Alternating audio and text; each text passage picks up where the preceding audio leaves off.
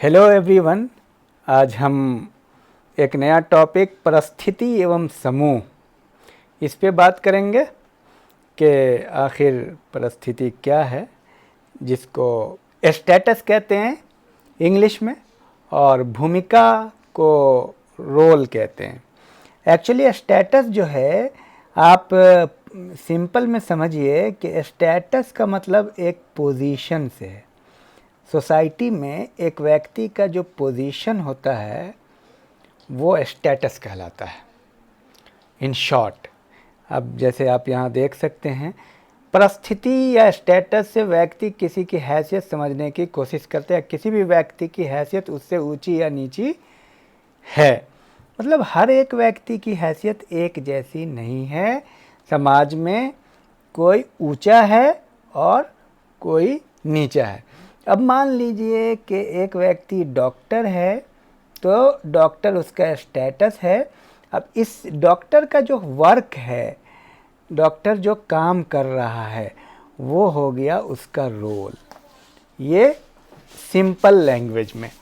तो चलिए आगे बढ़ते हैं और देखिए, सामाजिक परिस्थिति का जाल है। एक्चुअली पूरे समाज में परिस्थिति फैला हुआ है, परिस्थिति का जाल है। परिस्थिति के अर्थ को और अच्छे से समझने के लिए एक डिफिनेशन को हम लेकर के समझते हैं। लिंटन के अनुसार सामाजिक व्यवस्था के अंदर किसी व्यक्ति को एक समय विशेष में जो स्थान प्राप्त होता है, उसी को उस व्यक्ति की सामाजिक परिस्थिति कहते हैं। अब मतलब एक समय में, समय इसमें कांस्टेंट होना चाहिए। टाइम का रोल है स्टेटस में। वजह क्या है? टाइम जैसे चेंज होता है तो परिस्थिति भी चेंज होती रहती है।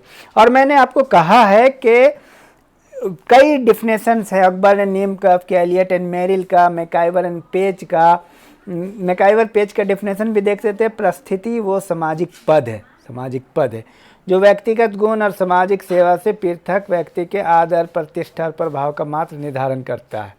यानी सारे जो वैज्ञानिक हैं उसका डिफिनेशन जो अलग अलग देते हैं, लेकिन मीनिंग करीब करीब एक ही होता है। तो परिस्थिति और भूमिका के आवश्यक तत्व, एक ही परिस्थिति एवं भूमिका का निर्वाह पृथक पृथक व्यक्तियों द्वारा अपने अपने ढंग से किया जाता है। जाहिर सी बात है, कोई जैसे दो बेटी है तो दो बेटी में एक बेटी अलग तरीके से बेटी का निर्वाह करेगी, एक अलग तरीके से। दो स्टूडेंट है, एक का परफॉर्मेंस अलग होगा रोल का, एक का अलग होगा। दो टीचर, उसी तरह से परिस्थिति एवं भूमिका की अवधारणा को दूसरे व्यक्तियों के संदर्भ में ही समझा जा सकता है। और प्रत्येक समाज में एक परिस्थिति और उससे संबंधित कारकों एवं मूल्यों द्वारा होता है। तो ये सारी चीज़ें हैं परिस्थिति से रिलेटेड। जो बेसिक बात है वो मैं आपको बताता हूँ, और जो इम्पोर्टेंट है आप इसमें से पॉइंट कर लेंगे, क्योंकि मैं ज़्यादा से ज़्यादा कवर करना चाह रहा हूँ। तो चलिए आगे हम परिस्थिति के मुख्य तत्व देख लेते हैं। परिस्थिति की विशेषता, परिस्थिति को भूमिका से पृथक नहीं किया जा सकता। ये बहुत बेहतरीन है, क्योंकि बिना भूमिका के परिस्थिति नहीं और बिना परिस्थिति के भूमिका नहीं, ये इंटर रिलेटेड है। परिस्थिति सापेक्षिक होता है, स्टेटस जो है रिलेटिव होता है। किसके संदर्भ में क्या है आपका स्टेटस, हमेशा सापेक्षिक होता है। और आगे ये परिस्थिति समाज में स्तरीकरण का द्योतक है। परिस्थिति से समाज में आता है कि स्तरीकरण में, या आप इसको ऐसे समझ लें कि समाज की अपनी एक सीढ़ी है और उस सीढ़ी में किसी भी व्यक्ति का क्या पोजीशन है। सपोज कोई प्रोफेसर है, कोई प्राइमरी टीचर है, कोई जीआईसी में टीचर है, कौन ऊपर है कौन नीचे है ये नहीं पता चलता है। चलिए आगे बढ़ते। परिस्थिति के साथ प्रतिष्ठा जुड़ी होती है, यानी एक व्यक्ति जब परिस्थिति को धारण करता है और उसके साथ परफॉर्म करता है, उसके अकॉर्डिंग उसका प्रेस्टीज बनता है। जैसे दो डॉक्टर है, अगर मान लो आपको एक उदाहरण से कि एक डॉक्टर है, इसके यहाँ भीड़ लगी रहती है, क्राउड, और एक डॉक्टर है उसके यहाँ भीड़ नहीं लगी रहती है, ठीक है। तो दोनों में क्या फ़र्क है? दोनों में ये फ़र्क है कि उसकी प्रेस्टीज ज़्यादा होगी। और नेक्स्ट पॉइंट, परिस्थितियाँ समाज की आवश्यकताओं की परिभाषा है। आवश्यकता के अनुसार परिस्थिति बनती है। आगे बढ़िए, परिस्थिति या पद के प्रकार। तो आमतौर पे परिस्थिति दो प्रकार के होते हैं।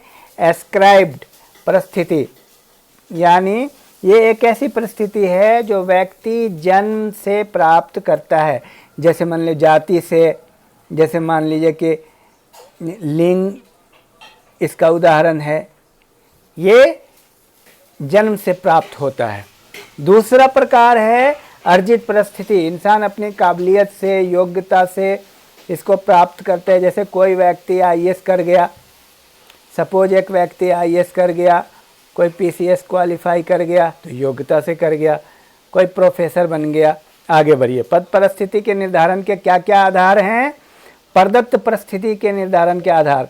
प्रदत्त परिस्थिति के निर्धारण के आधार है जन्म, नातेदारी, यानी ये सब जो है जन्म पे आधारित है। आयु भेद, अगर आपकी उम्र 10 साल है तो आपका इसमें कोई योग्यता नहीं है, कोई पहले पैदा हुआ 10 साल, कोई बाद में पैदा हुआ। लिंग भेद, उसके बाद जाति, प्रजाति, कलर, ये आपका जो स्किन का कलर है, ये सब जो है प्रदत्त परिस्थिति है। शारीरिक, फिजिकल एबिलिटी, आपकी लंबाई। और अब अर्जित परिस्थिति जो हमने आपको पहले बताया है, अर्जित परिस्थिति जैसे आपका अकल, आपकी इंटेलिजेंसी, आपकी पढ़ाई, आपकी मेहनत जो आपने अचीव किया है। अब अर्जित परिस्थिति में क्या क्या है निर्धारण के आधार? एजुकेशन आपका क्या है, आप कौन सा व्यवसाय कर रहे हैं, तो अपनी मेहनत से कर रहे हैं ना। लेकिन जाति में अगर आप ब्राह्मण हैं या क्षत्रिय हैं तो मेहनत से तो नहीं है। आपके पास कितनी संपत्ति है, अपनी मेहनत से अर्जित किया है। उसके बाद आपकी उपलब्धियां क्या क्या है, अचीवमेंट। आपने विवाह किया, ये तो आपने मेहनत से विवाह किया है। विवाह ऐसा नहीं कि धोखे से हो गया, लेकिन आप पंडित हैं तो धोखे से हैं, जन्म से हैं। राजनीतिक सत्ता आपने प्राप्त किया है, ये सब अचीव्ड है। आगे बढ़िए, अब रोल, भूमिका क्या है? पहले हमने आपको बताया भूमिका परिस्थिति का गतिशील पहलू है। इसको कहते हैं डायनेमिक एस्पेक्ट ऑफ, ये डायनेमिक एस्पेक्ट ऑफ स्टेटस। क्योंकि देखिए स्टेटस तो स्थिर है, आप पिता बन गए, डॉक्टर बन गए, प्रोफेसर बन गए, लेकिन उससे जुड़ी हुई काम आपको करते रहना है, ये है। आगे बढ़िए, एक डिफिनेशन देख लेता हूँ ऑकबर्न नियमकॉफ का। भूमिका वो समूह में एक विशेष पद से संबंधित सामाजिक प्रत्याशाओं एवं व्यवहार प्रतिमानों का एक योग है, ठीक है, जिसमें कर्तव्य एवं सुविधाओं दोनों का समावेश होता है। तो ये जो आपसे भूमिका प्रत्याशित है उसको निर्वाह करना पड़ता है, इसका मतलब हुआ। आगे बढ़ते हैं और चलिए, तो परिस्थिति में कौन कौन सी चीज़, देखिए परिस्थिति में भूमिका है और नॉर्म्स एंड वैल्यू का भी रोल है। भाई जैसा सिचुएशन, अब मान लिया डॉक्टर है या प्रोफेसर है, आपको रोल परफॉर्म करना है, तो रोल परफॉर्म करना है तो एक नॉर्म्स है। ऐसा नहीं किसी मरीज को आप देख लेंगे, लाइन में जो लगा हुआ सबसे पहले उसको देखेंगे।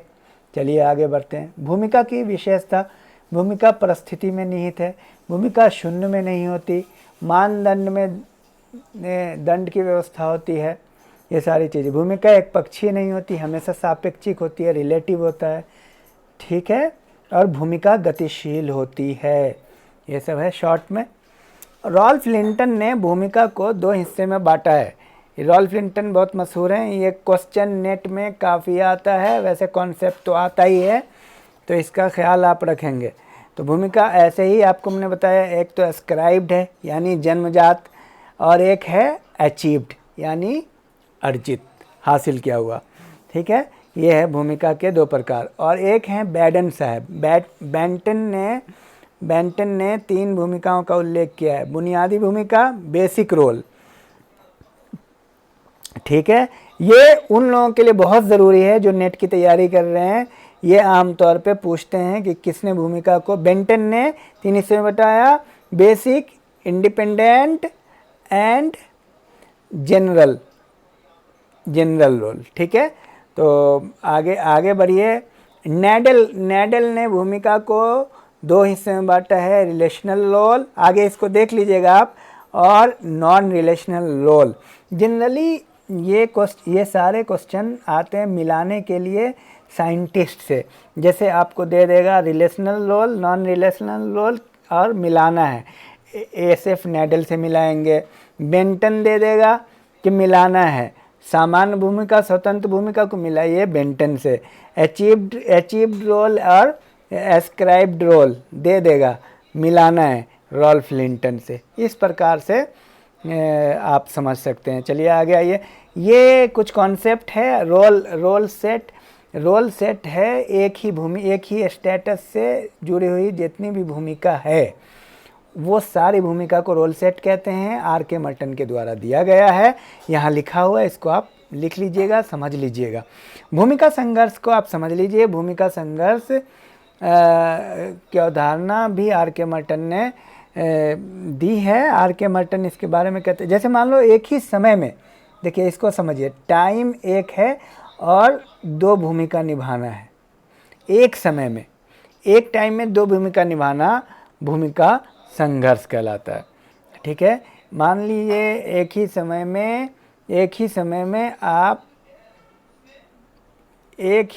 में आप डॉक्टर भी हैं और पिता भी हैं। अंदाज़ा कीजिए, आपको डॉक्टर भी बनना है और फादर भी बनने रहना है। कैसे होगा? आपके क्लिनिक पे आपका बेटा आ गया आपसे मिलने, अब बेटा से मिलेंगे या मरीज से मिलेंगे? बड़ी कॉन्फ्लिक्ट है। This is called role conflict. Role taking है जब आप भूमिका ग्रहण करते हैं। जीएच मीड ने इस कॉन्सेप्ट को दिया। ये क्वेश्चन आता है नेट में, मिलाने के लिए आता है। रोल टेकिंग का कॉन्सेप्ट किसने दिया? अर्जित परिस्थिति में अंतर, तो कॉमनली अंतर क्या है? जन्म के आधार पे, रंग के आधार पे, आप समझ ही रहे हैं। एक वंशानुगत है, एक अचीव्ड है, उसका आधार क्या क्या है ऊपर जा चुका है, पहले आप जान चुके हैं। देखिए, प्रदत्त परिस्थिति जो है सापेक्षिक रूप से स्थायी होती। प्रदत्त परिस्थिति बुनियादी परिस्थिति है। प्रदत्त परिस्थिति व्यक्ति की इच्छाओं पर निर्भर नहीं करता, जन्म पे आधारित है।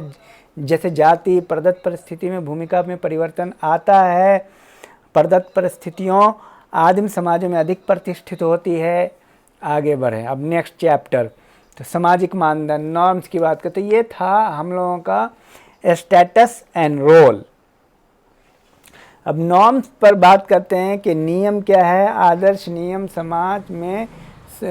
समाज और समूह का स्वीकृत व्यवहार और मानक है। यह स्वीकृत व्यवहार है। नॉर्म्स कहते हैं एक्चुअली, आपको बता दें, एक्सेप्टेड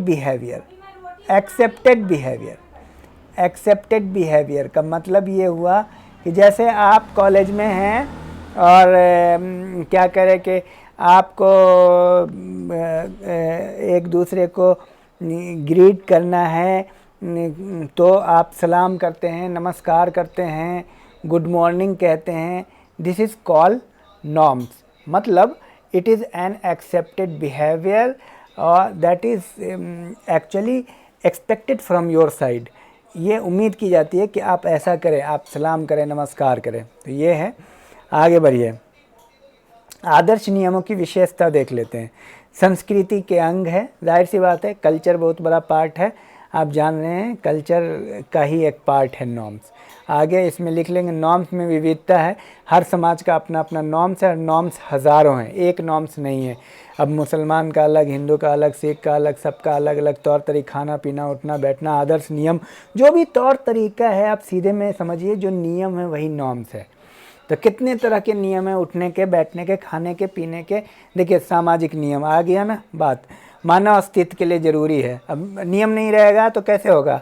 न खाने का तरीका, न उठने का तरीका, न बैठने का तरीका। तरीका क्या है? ये भी नियम है। सब चीज़ नियम है ना। रहने सहने का तरीका, टाइम पे खाना। अब एक चीज़ बताइए, कोई भी व्यक्ति रात में उठ करके सीधे 2 बजे उठ करके नाश्ता तो नहीं मांगेगा ना घर में। भाई एक टाइम है, सुबह में उठेगा, ब्रश करेगा। ऐसा थोड़ी कि 3 बजे भोर में उठ के ब्रश करेगा और 4 बजे कहेगा भाई नाश्ता चाहिए। तो हर चीज़ का अपना एक टाइम है, टाइम के अकॉर्डिंग काम करेगा। जीने की विधि है, ये जीने का एक तरीका भी है। ठीक है, आगे बढ़ते हैं। नियंत्रण की प्रविधि है। नॉर्म से नियंत्रण रहता है, नॉर्म से एक कंट्रोल भी रहता है कि भाई ये नियम है, इस नियम पे चलना है, नियम है, इसका पालन करना पड़ता है। भाई नियम है कि सुबह 6 बजे उठना है और आप 12 बजे उठेंगे तो आपके पेरेंट्स क्या कहेंगे आपको? उस नियम को फॉलो करना होगा ना। रिलेटिव भी होता है, ये सापेक्ष होता है। फिर सामाजिक नियंत्रण का नियम लागू होता है इस पर। किंग्सले डेविस कहते हैं कि समाज में 2 प्रकार की व्यवस्थाएं होती हैं, 2 प्रकार की होती हैं, आदर्शात्मक और फैक्चुअल। ठीक है, ये एक्चुअली काम आएगा नेट में। कि किंग्सले डेविस के ये इस नेट में पूछे जाने वाले क्वेश्चन है कि नॉर्मेटिव एंड फैक्चुअल ऑर्डर किसने कहा। बाकी आप इसको एक नज़र देख लेंगे। और चलिए, सामाजिक मूल्य देखिए, नॉर्म्स के साथ साथ जब भी नॉर्म्स की बात करेंगे तो नॉर्म्स के साथ साथ वैल्यू की भी बात होगी। ठीक है, नॉर्म्स का मतलब प्रतिमान और वैल्यू का मतलब मूल्य। मूल्य क्या है? देखिए, समाजशास्त्र में मूल्य का अध्ययन विशेष महत्व है। समाजशास्त्र की एक विशिष्ट शाखा मूल्य का समाजशास्त्र भी है, जो इसमें राधा कमल मुखर्जी ने मूल्य पे काफ़ी काम किया है। मूल्यों और समाज के संबंधों का अध्ययन करते हैं। मूल्य समाज के आधार है। मानव समाज और पशु में अंतर है। देखिए, मूल्य क्या है, अभी इसको समझिए, सामान्य भाषा में समझिए कि देखिए, नॉर्म्स ये है कि आपको एक काम करने का तरीका है। सपोज कि नमस्कार कर रहे हैं किसी को। नमस्कार, हिंदू धर्म में नमस्कार कैसे कैसे कर सकते हैं? एक तो हाथ जोड़ के आप कर सकते हैं, दूसरा हाथ जोड़ करके सर नीचे करके, तीसरा हाथ जोड़ करके पाँव छू के। तो कितने तरह के नॉर्म्स हैं, लेकिन सबसे हाई क्वालिटी का नॉर्म्स क्या क्या वैल्यू है? सबसे बेहतर वैल्यू इसकी बनती है, उसके बाद इसकी बनती है, उसके बाद इसकी बनती है। अब आपको एक नए उदाहरण से समझाते हैं कि मान लिया कोई भी विद्यार्थी है, पूरे क्लास में कई विद्यार्थी है, और एक लाता है 90% मार्क्स, एक लाता है 80%, एक लाता है 70% और एक लाता है 45% मार्क्स। ठीक है, आपको मैं फिर से बताता हूँ।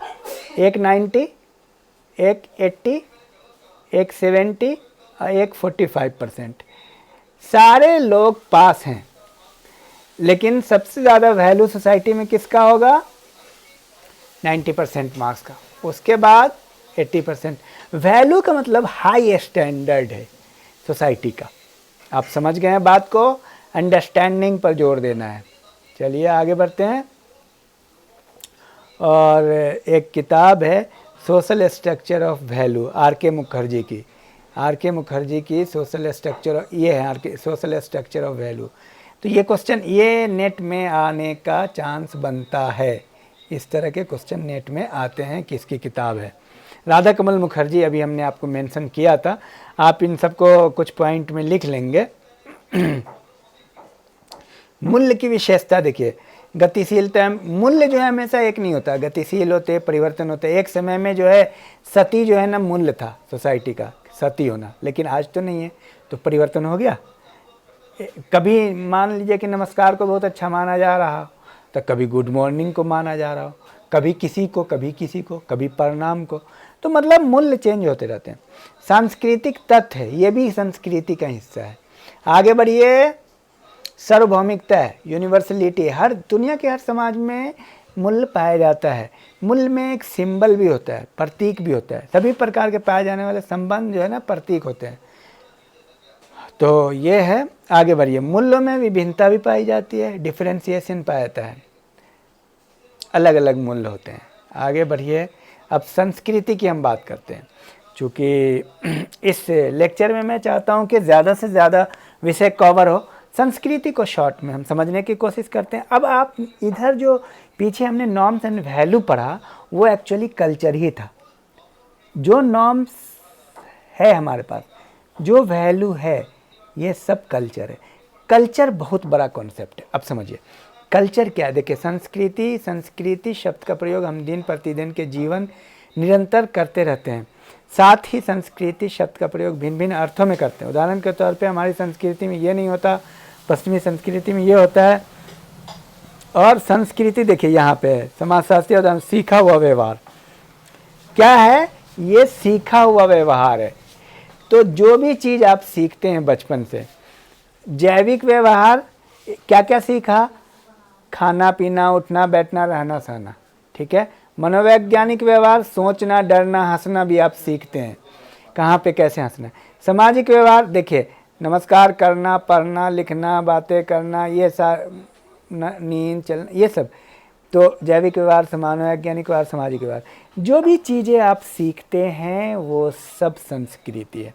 अब क्या क्या सीखते हैं एक बार हम ऐसे समझा दें। सुबह में ब्रश करना, ब्रश करते हैं,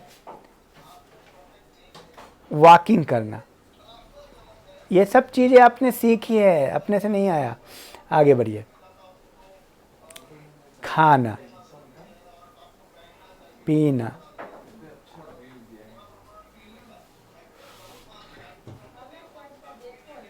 बैठना, ऐसा नहीं कि बैठने आ गया है, अगर आप बैठे नहीं रहते तो कभी नहीं बैठ पाते जीवन में, क्योंकि बैठना आया है, कुर्सी पे तो बैठ पा रहे हैं।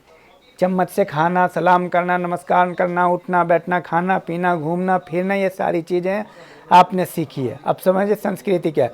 रॉबर्ट बियरस्टेड द्वारा संस्कृति की दी गई परिभाषा को समझिए। संस्कृति वह संपूर्ण जटिलता है जिसमें सभी वस्तुएं सम्मिलित हैं, ठीक है, का सम्मिलित है। हम विचार करते हैं जिस पे और कार्य करते हैं और समाज के सदस्य होने के नाते अपने पास रखते हैं। अब समझिए, जो हम विचार करते हैं, जो हम कार्य करते हैं और समाज के सदस्य होने के नाते अपने पास रखते हैं, यानी हम जो सोचते हैं वो भी संस्कृति है, जो करते हैं वो भी संस्कृति है, जो मेरे पास है वो भी।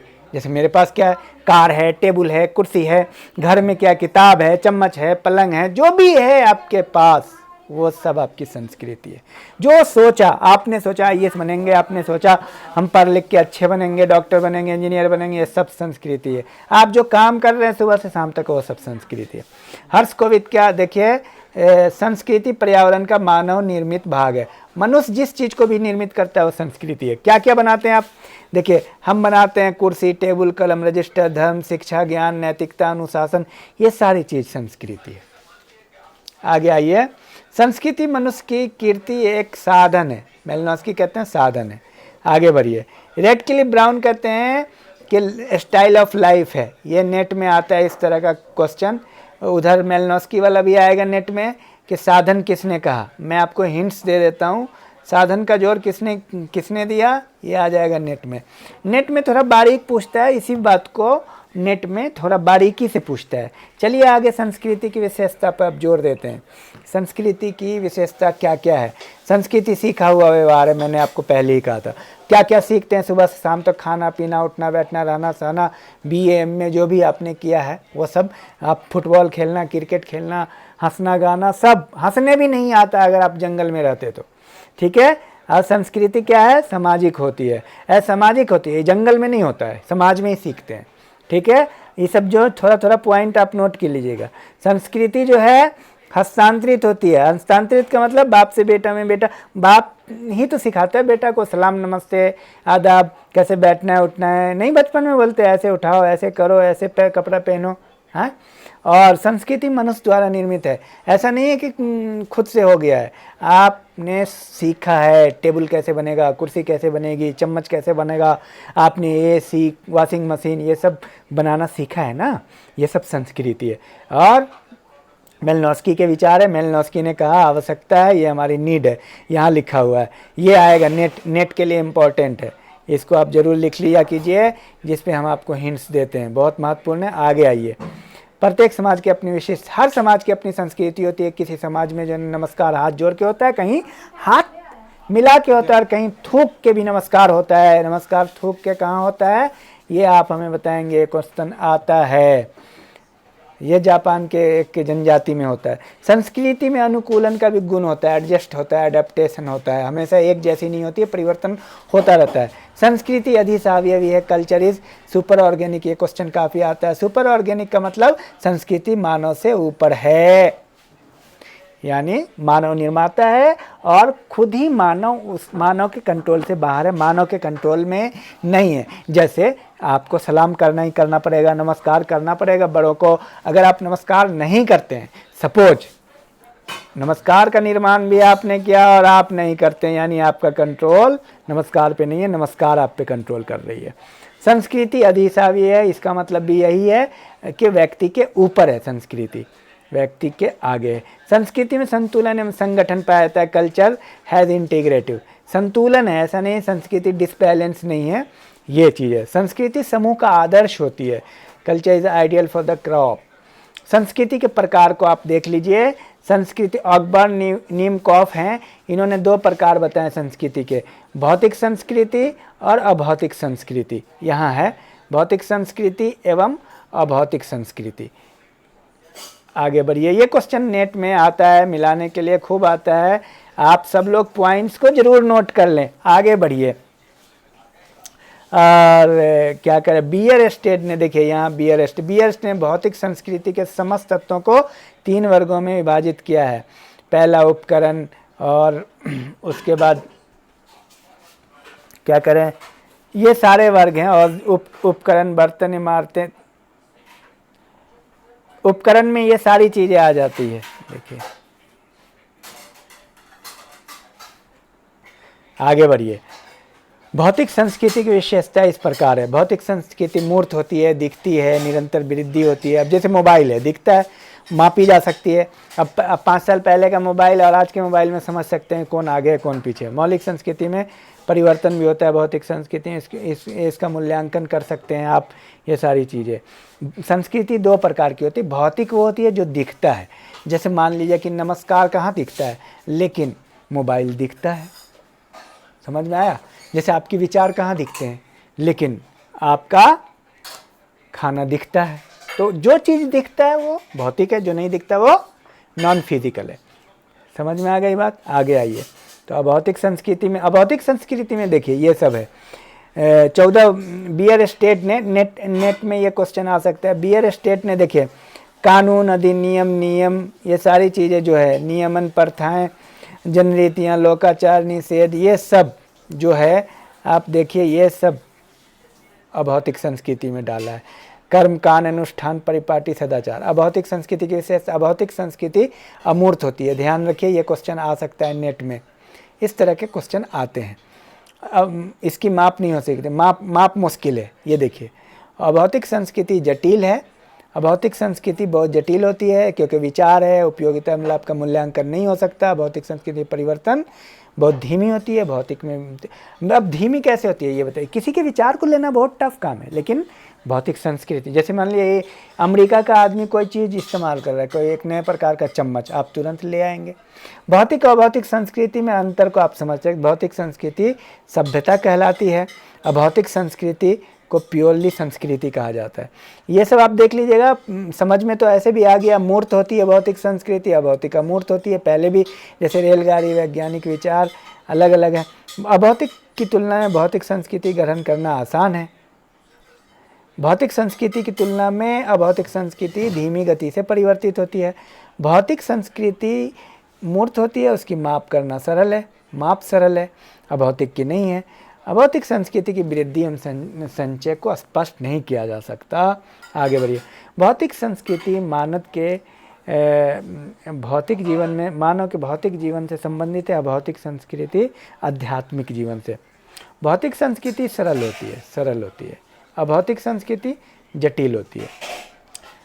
संस्कृति की रचना, संस्कृति 3 तरह के होते हैं, 3 तरह के तत्वों से मिलके होते हैं। सांस्कृतिक तत्व, सांस्कृतिक संकुल, सांस्कृतिक प्रतिमान, cultural trait, cultural complex, cultural pattern. हम इसको बहुत शॉर्ट में आपको समझाते हैं। सबसे छोटी इकाई संस्कृति की है, ये स्मॉलेस्ट है। ये क्वेश्चन आता है नेट में, सबसे छोटी इकाई। जैसे घर में सबसे छोटी चीज़ क्या हो सकती है? मान लो स्पून, ठीक है, चम्मच, सबसे छोटी इकाई है। लेकिन अब चम्मच कहाँ होता है?